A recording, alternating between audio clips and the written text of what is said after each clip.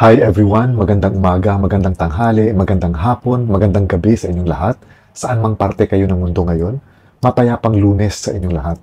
Hindi na talaga maawat ang kasikatan ni Diwata. Kumbaga pinasok na yata niya ang lahat na pwedeng pagkakitaan.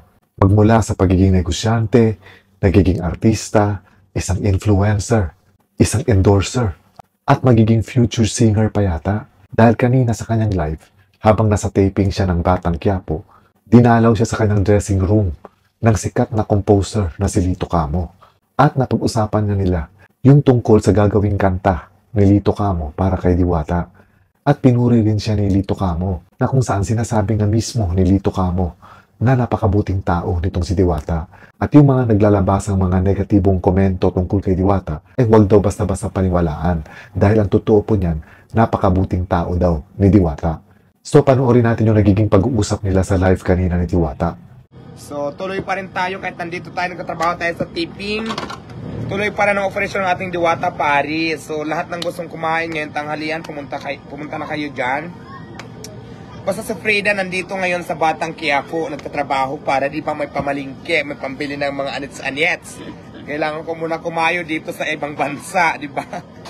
Ganyan kabilidad si Madam, di ba? Kailangan kumayo dito sa ibang lugar para at least magkaroon tayo ng pambaysong ng Paris. Dahil kung wala, naku. So, ganon. Dami mo na racket, negosyante, artista, vlogger, endorser, saan ka pa sana all.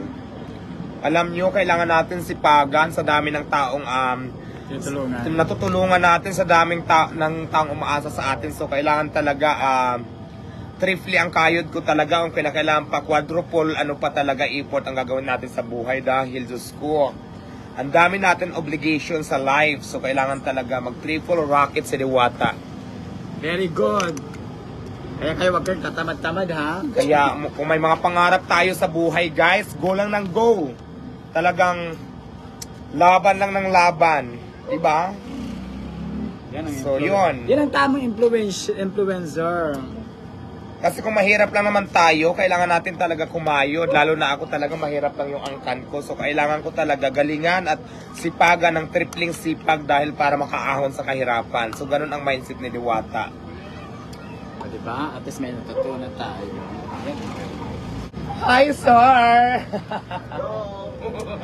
Lito Camo is here. It's on the air. Shout out ka naman sa live ko. Shout out sa lahat ng mga followers, syempre ng ating pinakang mabait at nako. Alam nyo ba, nako abangan nyo yung kanta na gawa ni Lito Camo. Excited na ba kayo? Oo nga, abangan nyo yung aming gagawin. Gagawan niya ako ng magandang kanta, abangan nyo yan. Kakaiba yung gagawin namin. Wow, excited! True. Yung iba naman dyan, medyo lumamig-lamig ang pakiramdam. Correct, dahil mainit na ang panahon, mainit pang social media, di ba? Excited! Una, Sige, okay lang. Makasama ko. ayan Lito Camo, dumating na siya. So ayan, ongoing yung siyempre arrangement pa lang namin kasi tipping namin yan ng Batang Quiapo. So, kakarating na nila Lito Camo. Ako yung unang dumating, tapos syempre nakakain na ako sila naman. Tapos make up, ang blues na, sabay sabak na tayo. No? Ganun ang ginagawa namin pag may tipping. Kilala ka nila o Lito Camo, Sir Lito Camo. Hello! Mapagmahal family, ayan, Lito Camo sabi niya. Shout out sa inyong lahat, sa lahat ng followers ni Diwata. Tuloy-tuloy lang ho kayo mag-follow. Kasi yung mga sinasabi ng iba, hindi ho totoo yung...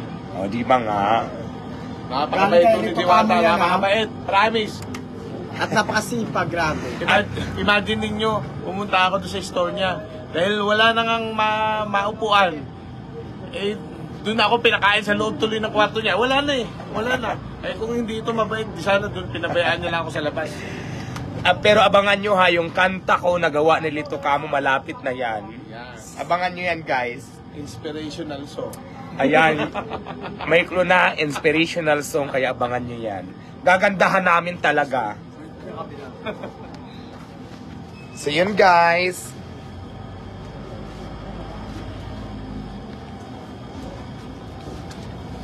Kaya ka na be, kuya. Kain ka na muna para... Hindi na ako pumunta rito leksyon. Oo nga, ako nga ganyan lang nakarating ako. Kasi di ba hindi naman kailangan nakaporma, oo. Para hindi mainit masyado. Sabi ko, Paano mag-asap sa sapatos na yun? Mag-short pa na lang tayo. Ito nga sinilas ko, ito na rin yung gagamitin ko mamaya. Ano, swerte yan, chinilas.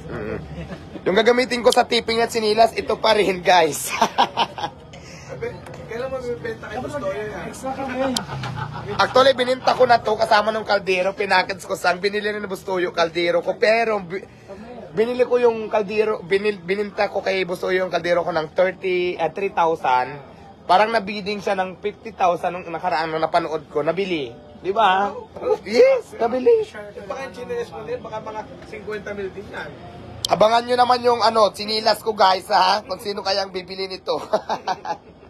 Abangan nyo yung price ng sinilas ko na to. Naku, marami nang narating tong sinilas ko. Marami nang napuntahan. Kaya abangan nyo yan, ha? Kung magkano ibibinta ko yung sinilas. Okay, guys, ha? Hanggang dito na lang muna ang ating live. Mamaya naman ulit kasi mag-ready na kami dahil sasabak na kami sa aming tipping. Talagang nakakabilib itong nangyari kay Diwata. Kumbaga hindi ito agad-agad na mangyayari uli sa ibang tao.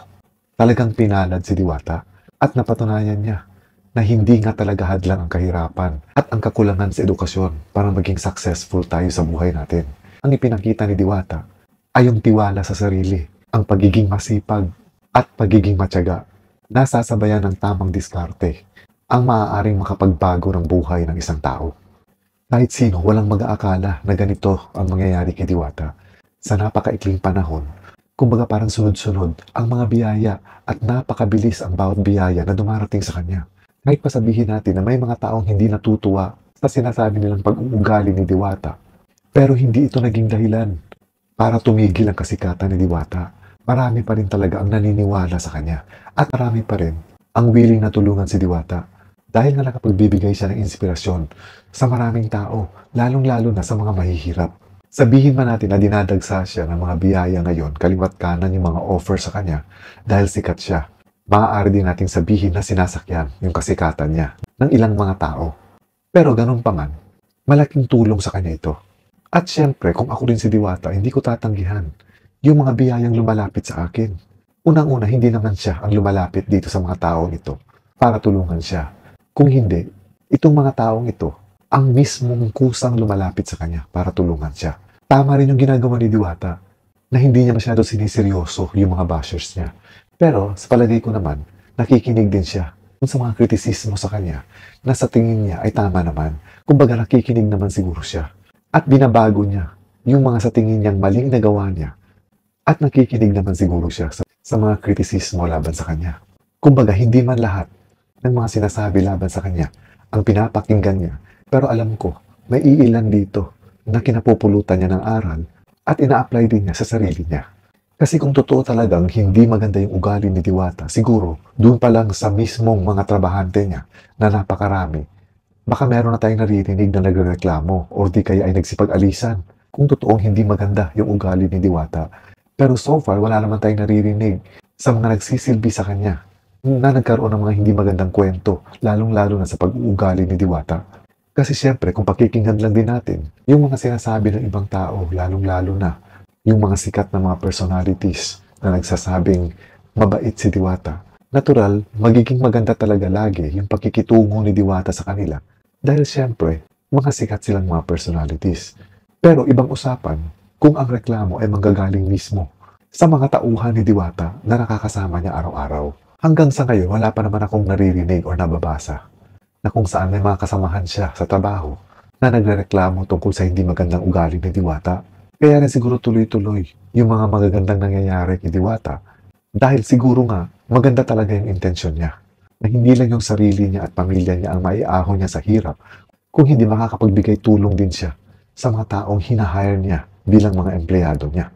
Kasi sa dalawang negosyo niya, ilang pamilya sa mga nagtatrabaho sa kanya, ang nabago rin ang buhay dahil nagkaroon sila ng mga regular na trabaho dito nga sa mga kainan ni Diwata. Kaya instead ang i-wish natin ay bumagsak si Diwata at magsara yung mga negosyo niya, mas maganda siguro na i-wish natin na tumagal pa at madagdagan pa yung mga negosyo ni Diwata para mas marami pa siyang ma-employ ng mga trabahante.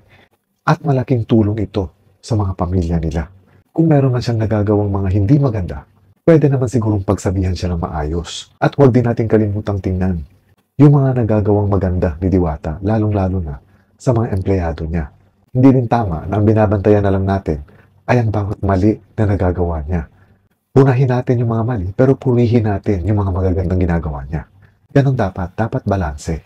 Dahil sigurado ako na ang isang tao kapag alam niya na mali yung ginawa niya, hindi malayong babaguhin niya yung mga maling asal niya. Lalong-lalo na sa katulad ni Diwata na matatawag na nating isang celebrity na ang bawat kilos niya at ang bawat sasabihin niya ay inaabangan at binabantayan at hinahanapan ng mali. Once again, congratulations kay Diwata sa nangyayari sa kanya ngayon. Sana wag umakyat sa ulo niya ang lahat ng mga tagumpay na na-experience niya ngayon. Mananatili sana siyang humble o mapagkumbaba at wag lumaki ang ulo. At patuloy sana siyang magkaroon ng malambot na puso, lalong-lalo na sa mga taong mahihirap. Once again, maraming salamat ulit sa inyong lahat. Happy Monday po sa inyong lahat. Ingat po kayo lagi. Amping mo kanunay. And God bless.